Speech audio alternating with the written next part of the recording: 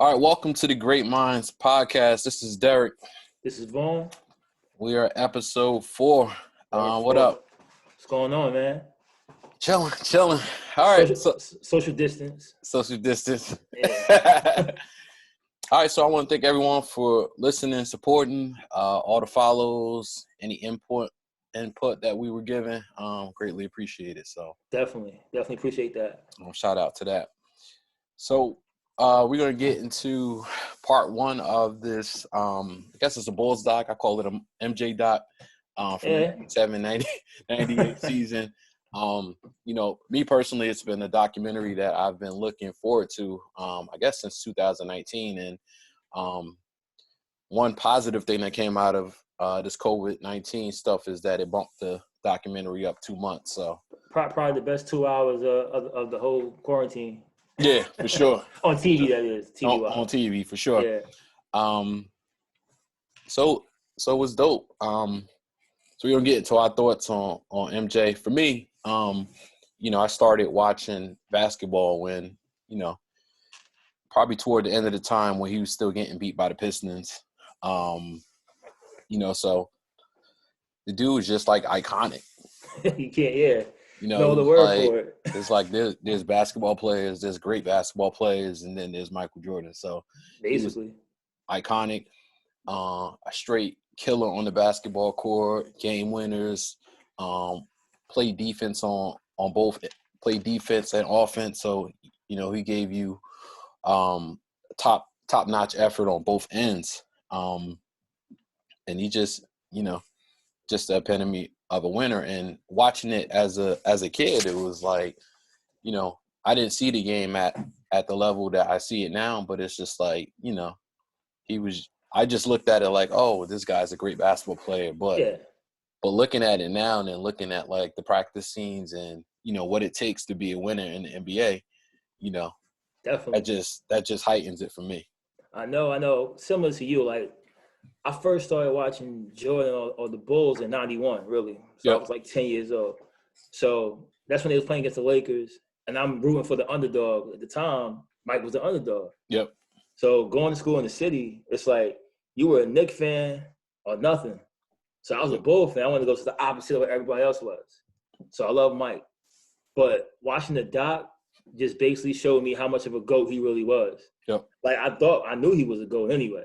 Yep. But seeing it and seeing how big he was. Yep. Like, I didn't really understand it as a kid. I'm like, that's just Michael Jordan being Michael Jordan. He's just the commercials, it's Mike. Yep. But everybody wanted to be like Mike, though. Everybody. It didn't matter who it was. So this doc just reiterates that for me, personally.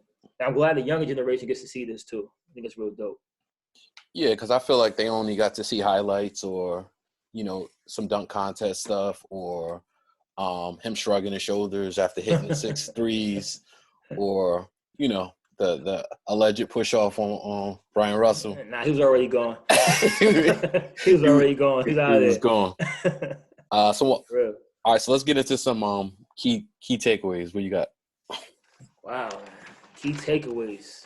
So many, man. So many, but just the biggest takeaway from the whole thing, I just noticed from his 2 episodes, it was basically the player contracts that I thought. Yeah. And I think people look at it like, wow, they were getting jerked, but the NBA wasn't the NBA back then.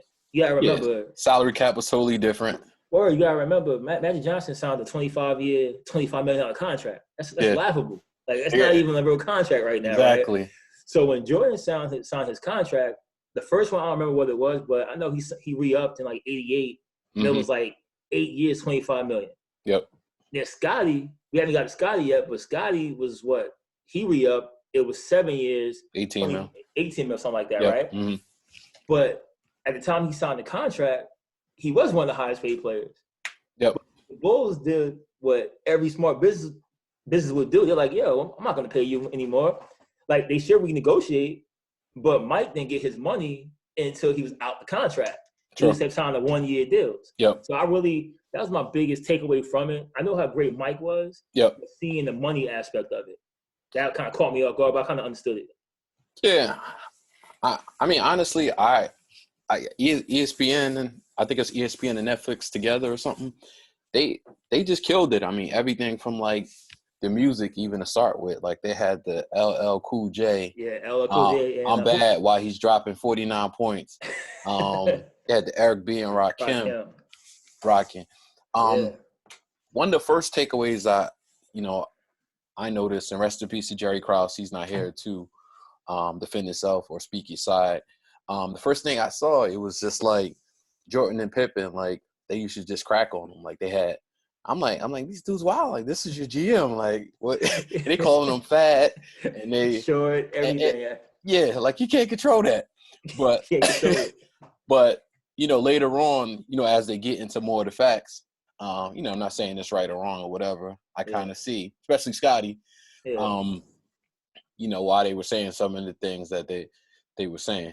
So I thought that was one of the things I thought was pretty wild at first.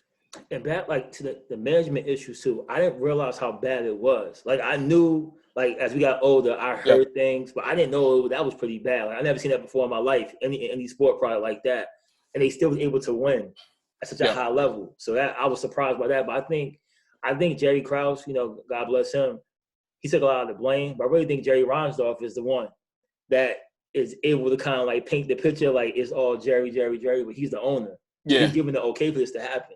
Yeah. You know what I'm saying? So I thought that was pretty shocking.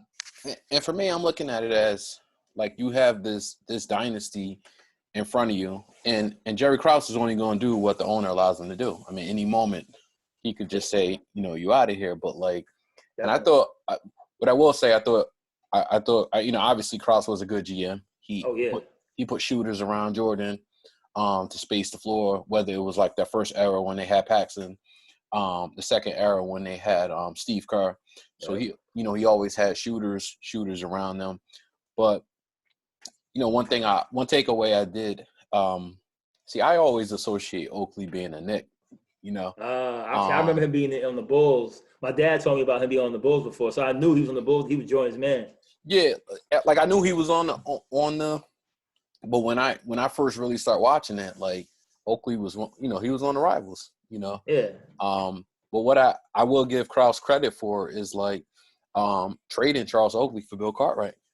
Smart. But on paper, or not even on paper, you look at it, you're like, yo, why would you trade the best player in his league's enforcer? Like, why would you trade Charles Oakley? So, I think it took something for Jerry Krause to pull the trigger on that. I'm sure Mike wasn't, thrilled. Happy about it, nah. Yeah, I mean, you look at Bill Cartwright, he was just like, Bill kind of like a big, exactly, But he was a tough player and obviously an integral part of the first three-peat.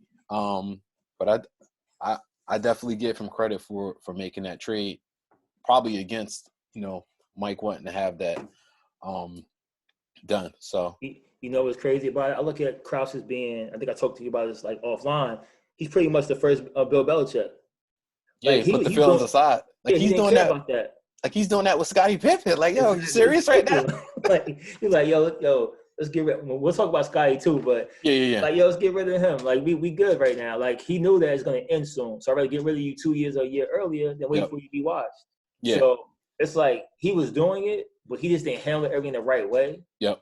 But I think because he came from a baseball background and and how baseball's set up, you know more about baseball than me, but baseball, it seems like a sport where it's really a team. Like not a team, I'm sorry, it's the organization wins championships. Yep. Like, you know what I'm saying? Like, New York Yankees win championships. You don't say Derrick Jeter has it. You say New York Yankees won. So he was looking at building it that way. So he looked at the Bulls that way, coming from the White Sox. He's like, this is the organization going to win the chip. Exactly. So he's doing everything and have no feelings, and that rubs guys the wrong way, especially in like a sport like basketball, where it's on like a 15-man roster.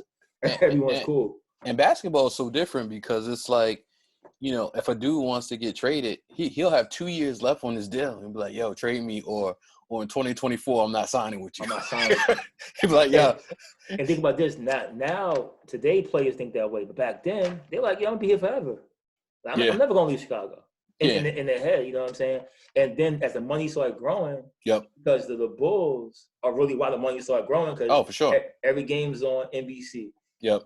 Jordan's everywhere. So the revenue is going up. They're like, yo, we got you for a 7-year contract. Well, I'm not renegotiating anything right now. I'm good. Exactly. one of the, I was another takeaway for me. I was surprised how much weight, no pun intended, that Jerry Krause had. It was just like, yo, if Jerry Reinsdorf really gave him like, autonomy to really do what he wanted to do. Now I don't know if, he was telling him stuff to do, and he's like, hey, that's Jerry, that's Jerry's move. But like, you're in a locker room with like Michael Jordan and Scottie Pippen. Like, but think about back then, like the players, they didn't have that say like they have now. Like, I mean, Jordan's Jordan. Jordan's always going to be underpaid. I don't care how much he ever made, right? He's underpaid. Yep. So it's like the thought of a player was totally different. Sure. Like you look at them like, all right, he's a player for my team. He's one of the greatest, but it's still about me. Now the players like, nah, it ain't about the owner anymore. It's about the players. So the players like, I'm not playing. I'm gonna sit out. Yep. And they're gonna get all the money they can. It's a totally different mindset back then. Yeah, like he wouldn't have that control today. I mean, just due to the fact like the whole Phil Jackson thing, he was just like, yo, here's your $6 million. This is your last year. You're 82-0. You're not coming back. Like what? What? Yo, you're talking about Phil Jackson like that. The thing I realized too, another takeaway, Phil Jackson is beyond. I think he's the best. I mean, besides Pop, I might think he might be a better coach than Pop, only because Pop is great. We know that. Yeah. But Phil knows how to deal with egos, man. He knows he's perfect for that. I think with the NBA now, if they're like coaching college on the high school level, I think you need a lot more to X's and O's, or if games are evenly matched. But like you said, like Phil was a good coach, but what he did, how he was able to manage Mike and probably Pippen gave too. him Pippen too, yeah. And when Pippen was going through his stuff, he just kind of said, I get it. Let's let him rock, and he'll come back and help us, hopefully. Hopefully. Like Phil's just so cool, but he did the same thing with LA. Yeah. So it's like that's just I think Phil, like the guy was saying, like Phil was saying too. I'm not sure if Phil said or a reporter said it was like basically Phil Jackson was never going to be with a rebuilding team. It had to be a team that's already ready to go. And he went to the Lakers, they're ready to go. You know what I'm saying? He has to be like that. He's perfect, not for a rebuilding process. Yep. So crazy. I just again back to him saying, 1 year, like 1 year and you're out, like that's crazy, especially when Mike's attachments to him. But like, already won 6 and 8. Yeah. Like I'm saying, like they're thinking like, yo, I won 6 and 8. Mike, not for nothing. Mike left for 18 months. Yeah. To go play baseball. Yep. So I'm like, dude, I love Mike, but he might leave us any minute, right? He's kind of wishy-washy about he want to play again. So I want to be left stranded. So I'm gonna say, all right, peace, Phil. I got 6 chips. I don't think you take that stand at the beginning of the season though. Like you would never see that today. It would be like, you know how they answer these questions. Right. We're gonna play the season out, and whatever happens, we'll address that. But I guess you say, all right, I don't have 6 and 8. I got 5 and 7 though. True. So he's like, all right, I don't agree with it, but I'm trying the process. He probably thinking that way. Yeah. All right. So we talked a lot about Scottie. What are your thoughts on? I guess Scottie in general, and thoughts on like, because I think that was like really the key component in the second part of the episode. One thing I gotta laugh about, his brother, like Bill? my man Billy Pippen. Look just like him. He got a screen like, yo, how you gonna have a guy that looks identical to Scottie Pippen? I thought it was only one of those in the world. And dude, he came on with the same face. Word, like, come on, face. Billy Pippen. Pippen, man. Jerry couldn't throw him a mill just on the strength. Word.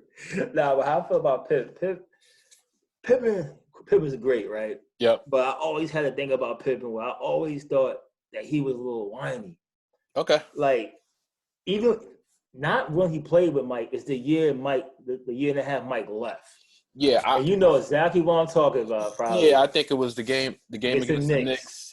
They drew up the play for Kukoc, and he didn't go in the game. He didn't go in the game. And once he did that, as a Bull fan, I was like, are you serious? Yeah. Because at the time, I didn't know why he didn't go in the game. Yep. So I'm like, is he hurt? I remember watching the game, like, is he hurt? Why didn't Pippen on the court? And Kukoc still hit it. Yeah, he hit the game. So once he did that, I was like, all right, he not selfish. to that extent. I'm looking a little different. I'm like, all right. You start looking at him sideways. Yeah, like, come on, Pip. Like, really? So hearing about the contract part, not a problem with the contract. Yep. My thing is, well, I think people getting twisted when Mike said something about him being selfish. Mm-hmm. But Mike wasn't talking about money, though. See, that's what I've been listening to people talk, and they've been breaking it down wrong. Like, even ESPN break it down wrong. They said, like, Mike said Pippen should have something about the surgery. Yep. No, Mike said he should have had the surgery earlier so he can be back. Pippen said, I had it later so I can chill for the whole summer.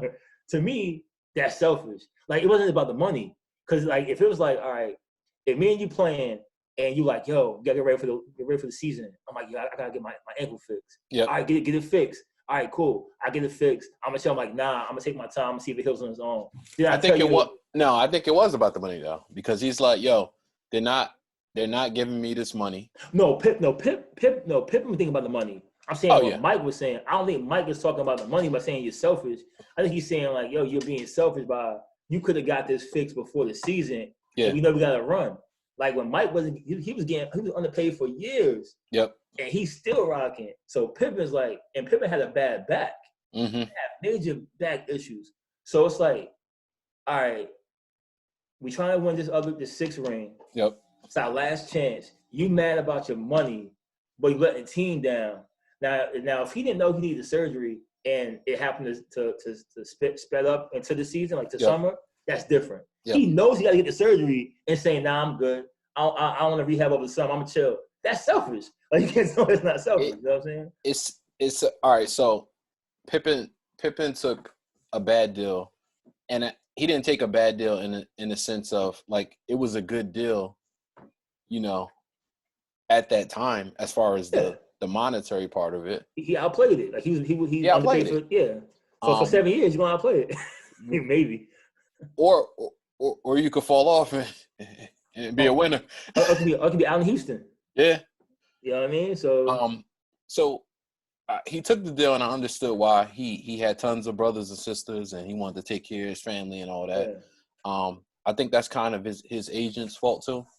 You know, his agent should have been like, "Yo, take a 4-year," because that wouldn't renegotiate after that. And Jerry Reinsdorf told him that. He was just like, "Yo, you sure you want this? I'm telling you from the rip, this is what it is. You ain't coming back for nothing." Yeah. But think about it. So if someone tells you that, yo, take this deal. Yo, you sure? We're not going to be negotiating for nothing. And you just see Mike had something similar. Yeah. And now you're 3 years younger than Mike, right? So I think when Mike retired at 34, I think Pip was like 31. So Mike's retiring. I mean, Mike is going to do his thing. Now he's coming out of that. He making $30 million, and you making $2 million. Yeah. Yeah. Who fault is that? But Mike making $2 million, Mike making $30 million, but Mike's doing 1-year deals. Yeah. Yeah. You know what I'm saying? So I think Pippen, I just think he was being selfish. I think he's not a selfish player. He was being selfish at that time. Yeah. And not think about the team. Now, normally I'm saying forget the team, but in this case, you knew you had to get surgery. You knew you had to get it done. All right, so I don't – Reinsdorf probably walked away like, yeah, you know, I came off with a steal, and I told him what it was. So yeah, I seen a meme that said, if you want something for the low, have a picture of Pippen. That's it. So but the way I look at it is, you're owner. You want to continue to be successful. Sometimes you got to put out a little bit. Like if they were able to keep Pippen even after Mike retired, like, they would have been in the playoffs. Yeah, but they would have been losing. But then you got to blow it up though, because you're not going to keep Phil. True. That's a good point. You know what I'm saying? You got to like figure out. It's never a good time to, like, every dynasty comes to an end, but when do you do it? Yep. You know what I'm saying? You don't know. It's never a good time, so you got to just pull the plug sometime. The only knock I had, it could have cost them. It could have cost them a chip. That year. No, it definitely did. If he would have kept the team together, they would have won 7. They were gonna, because the next year was a half year. Remember half year? Season? Yeah, and the Spurs. They would have won that. Yeah. One thing I did hear is when Pip was holding out. Well, first of all, I had no problem with Pip getting the surgery on their dime. I don't. You don't have a problem with that? No, not at all. So from a team perspective, you know, obviously he outpaid the contract. He was just like, all right, well, I'm gonna sit out the first 3 months. We're gonna be good anyway. Well, you don't know that though. How about from a player? You MJ? Yo, no, I understand why Jordan was upset, especially after they lost them first 4 road games. He was hot. Some bums. I mean, But what I'm saying is, I'm like, yo, if I'm Scottie Pippen, I got 1 year left. They're not gonna cut me. If they trade me, cool. I'll renegotiate with whoever want to do it. Like, yo, Pippen said, "I'm never gonna play for Chicago again." Yeah, he was tight. He cried at the ring ceremony. So he thought it was a wrap. Like, he ain't coming back. But yeah, you're not gonna take away my summer and have me in the bad contract. I'll see you when I see you. But look, that's the difference between a GOAT and an all-time great and somebody that's great, but not. Think about, all right, will Kobe do that? Probably not. You know damn well no. Probably. Will LeBron do that? I would say no. I'm just saying, like, people in certain like tiers, they won't do that. They won't think that way. Yeah. Like Pippen, like he wants his money. I get it. You need your money, but you got 14 other guys that's here. And you sitting there saying, like, yo, we can win another chip. And you already said, I can get the surgery now. You telling me you can't miss one summer in Cabo to get another ring?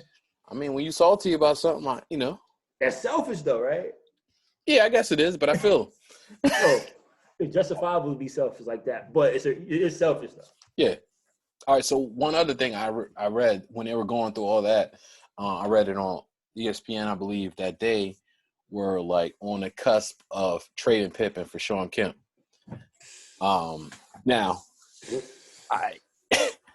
Shawn Kemp was phenomenal back at that time. But now, however, in that Utah team, you got to remember, like, I'm watching it as a Michael Jordan fan, like, nervous. Like, they were tough, You get the Worm, though. The Worm doing his thing. Dennis Rodman doing his thing. Yeah, I'm just not sure how Pippen would have. I mean, how Kemp would have fit in from Pippen, just from a defensive standpoint. Pippen could guard anyone position 1 through 4. Yeah, pretty much. Yeah, that'd been a problem. That'd been a problem. And Mike said something like, "I like Shawn, and I could have played with Shawn, but it wouldn't have been the same." So, no, definitely not. Shawn couldn't dribble like that. Yeah, like I'm saying, like, I mean, he was a legitimate 4. Yep. Hit a little jump shot, had a little post game, and dunking on you, but he wasn't sitting there saying run the break. True. Yeah. It would have been exciting, but I don't know if they would have won the chip that year.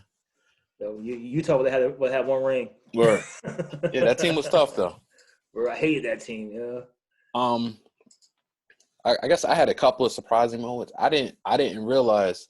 Again, when I'm watching it, then the last thing I'm thinking about is the ins and outs of the business. I'm just watching basketball. Yeah. I'm a fan. Now that I'm a little bit older, I pay more attention to, like, what salary cap looks like, who they can get, who's being underpaid, overpaid, or whatever. But one of the surprising moments for me was, like, how underpaid Scottie was. Like, I had no idea. Again, at that time, I was just watching the games. Yeah. Pip was out there balling. You didn't even know he was mad. He was mad as hell.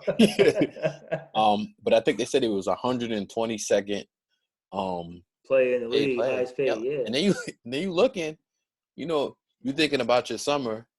And you're like, yo, do I need to get foot surgery? I'm a walking Kent, and Luke Longley making more than me. Nah. But Luke Longley signed a deal later. What you want to do? Yeah, so gotta wear it. Nah, he said I'm doing this on company time, so it is what it is. And I thought again, I think you clarified Mike's comments a little bit. If Mike was talking about bread, he's tripping. Yeah, I don't think it was bread. Okay. I don't think it was bread. I think it was more like yo, like, you had to get the surgery, and you basically said, nah, I'm not getting the surgery. Yep. Like, yo, come on, like, you my man. I'm saying, like, you gotta get surgery. You're like, nah, I ain't getting it done until August 1st. Yeah. I got 6-month rehab. Like, yo, the season start in October. What are you doing? Well, tell Mike to slide him some Space Jam bread, and we good. Yo, you think people was getting bread other places? This is NBA money he wasn't getting. He had a Nike contract. He had a Nike deal. He had all probably regional sports, regional, like, merchandising deals. Principle. Yeah. Nah, my surprising moment wasn't even about basketball. It was funny. It wasn't about basketball. Mm-hmm. It was more just to see Jordan in a casual gig. Yeah. And just sitting back, drinking some yak and smoking a cigar. because to me it showed me that he was content with what he's putting out. He doesn't care what people think. Yeah, Because it was good. You know how you see Jordan back in the day? He was suited down. Everything was perfect. Yep. So to see him kind of like with the bloodshot eyes, because he's probably tired. You know what I'm saying? Like to see him like that, it was kind of weird to me. Yeah. But it was a good thing. Like saying like, all right, Mike's just chilling. Like he's like one of us. Like a regular dude, you know. And with the hoop earring, he ain't taking that off for nothing. Hoops never coming out, or the real baggy jeans. The real baggy jeans are never coming out with some hard bottoms. Ain't never coming out. Boot cut with some hard bottoms. Never coming out up to his belly button too, and a turtleneck tucked in. Word. Nah, I think that was very surprising to me to see that. It made him seem more human. Yeah, more human, especially for us. Like seeing him, that was like looking at like. I'm not gonna say an idol because I don't want to say that, you know, but the way people looked at Michael Jordan was different. And I think, for sure. I think even the way kids even look at other players now, because now we can see them. Like now you have like IG, social media, and all that. Social media, so you know what Bron's doing. You know Bron doing a workout, he's dancing. You know what's going on. Yeah, doing stuff with his family. Yeah, we didn't have no idea what Jordan did, so we saw like watching Unicorn. Yeah, what's he doing?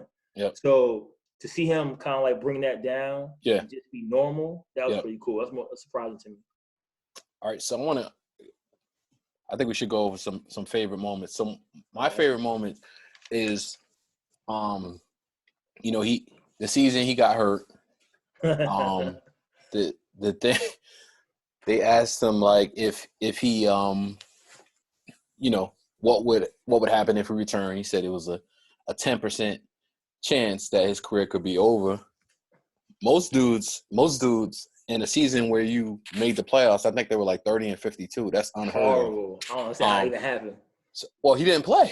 I mean, the playoffs. That's terrible. So him saying that, most dudes are like, yo, we're gonna go to if we make the playoffs, we're gonna get washed anyway, and it's a 10% chance my career is over. I'm not doing it. It's a different breed. When Ron Stewart broke it down to him, he was just like, yo, if you had a headache and you take, 9 of the pills would cure you, 10 of, 10 of it was like 90% of the pills are good and 10% are bad. He was just like, yo, he'd be like, would you take the one pill? Would you take one pill? He said, depending on how bad my headache was. Pretty much different breed, yeah. Different dude. That's what I'm saying. You don't make it's like he's a different breed of a person. You know what I'm saying? Like most guys are like, I'm not taking that pill. I'm good. Exactly. I'm good for next season. And another thing I thought was just like crazy.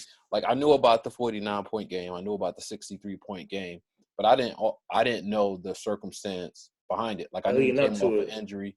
That coach, couldn't play him more than 14 minutes. He straight up told him, like, if I'm paying you 14 minutes, 1 second, I'm getting fired. You're not getting off this bench, fam. So I what was crazy, he came off a 14-minute restriction to playing the best team in the league, 5 Hall of Famers. 5 Hall of Famers, 5. Dropped 49, dropped 63. And what people are going to say is, oh, well, he lost. Like, yo, this dude's 23 years old, came off a minute restriction, playing 5 Hall of Famers, and the team that won the championship. And giving them the business. Yeah, so like – won all the smoke. It'd be like, but he got swept. He got swept by the champs with 5 Hall of Famers. It was him and whoever else. It's Orlando Woolridge. Yeah. Word up. So for John him, Paxson, maybe John Paxson too. Yeah, Paxson, because he hit the game winner to get them to the playoffs. So like, that was my favorite moment. Him dropping 63, and again, I'm not one to praise people in the loss, but that was different, man. Yeah, remember when my man said, "Now you're right though. That was kind of crazy." But the funniest moment, one of my favorite moments, is when Roy Williams was talking. It was like Michael Jordan was one of the only dudes that could turn it on and off. But he never freaking turned it off. Yeah, I was like, that's a fact. And then the fact that he was sitting there and you saw the growth. And we were talking about before, I'm like, yo, they're going to show UNC days. What they're going to show. And the fact that this documentary is done so well that they went and they showed him basically get better and better. And how he's like, listen, James Worthy's the best player. I'm going after James Worthy's head. Yep. He was going after the head of the snake. So I thought that was really cool to see. And then back to the 63-point game was when after game 1, and he went and played golf with Danny Ainge. Oh yeah. And Danny Ainge beat him, was talking crazy. He was like, "All right, tell him I'll give him some work tomorrow," and drop 63. Tell your boy DJ he about to get worked. Word up, and drop 63 on him. And then he fouled Bill Walton out. Joker was heated. Bill Walton was heated. What can you do? And I think, and what surprised me, I think also is that takeaway. That's how fast. I knew he was fast, and I knew he had handle, but not like a Gosham guy handle or a Kobe. It was different. But when he had Larry Bird on the wing, on the baseline, when he was throwing it through the legs, that's a classic moment, man. But I always seen it, but to see it flow in the game, and my man Larry was like, he was like, "Yo, just shoot the ball, fam." And then he hit it. You saw how tight his handle was and how athletic he really was. Yep. And I think he's doing things then that we've never seen anybody do. Yep. I mean, as far as the hang time, as far as the maneuver in the air, and people saying, "Oh, but there was no defense being played." Yeah, they was knocking him out. They could actually hurt him. You had a bunch of coked up basketball players that can undercut him and only get a personal foul. Word. So that was crazy to me. Yep. A couple things that I didn't. Well, I thought this part was funny. A couple things I didn't like. Again, the Pippen quote. I mean, if he's talking about him, from a team standpoint, I'm cool with that. But if you talk about bread, you are out of pocket, fam. I think he was talking about bread. I think you are out of. If that's what he was saying, I don't know if they're gonna clarify that at some point. But might have to, bread, right? Yeah, you might have to clarify that up for me. So I'm gonna pause that for now. If you're talking about a team standpoint, cool. You talking about bread, you gotta knock it all the way off, Mike.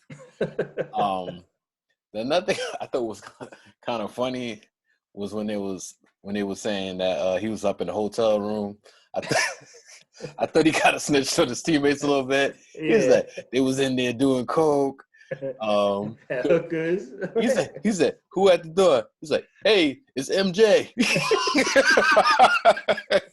So I was like, yo, it's 15 people on your team. You taking yourself out of the equation. Right up. You talk about 14 cats. He didn't need to say that. He could have just said he got to sell some shoes. He was like, yo, these dudes are probably known cokeheads. Everybody knew they were on my team. I don't want to be involved in it. And that's cool. You don't have to. They asked him the question. He laughed, so he got caught off guard with the question. So somebody went right to the roster. They were like, it probably wasn't John Paxson. It probably. You never know. Paxson might got down. you don't know.